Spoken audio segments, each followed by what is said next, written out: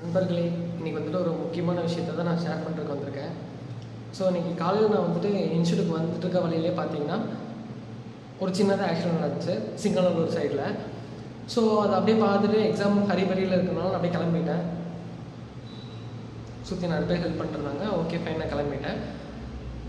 So next thing பார்த்தீங்கன்னா வந்துட்டு அதே டைம் கொஞ்ச நாள் அந்த தாட்லேயே இருந்தேன். எக்ஸாம் முடிச்சுட்டு வெளியில் வந்தோன்னே பார்க்குறேன், ஒரு தண்ணி டேங்க் வந்துட்டு அப்படியே வந்து செதுக்கிட்டாங்க ஒரு டூ வீலர் மேலே. ஸோ அப்படி பண்ணியிருக்கிறப்ப பார்த்தீங்கன்னா வந்துட்டு அவர் ஸ்பாட்லேயே இறந்துட்டார், டூ வீலரில் வந்து ஒருத்தர்.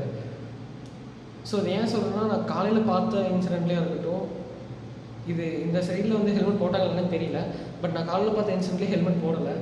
ஸோ பாய்ஸ் யாராக இருந்தாலுமே வந்துட்டு நம்ம கொஞ்சம் ஒரு ஸ்பீட் லிமிட்டை தாண்டி தான் போக போகிறோம் அப்படின்னா கண்டிப்பாக ஹெல்மெட் யூஸ் பண்ணுறது நல்லதுன்னு தோணுது. ஓகே, அவ்வளோதான்.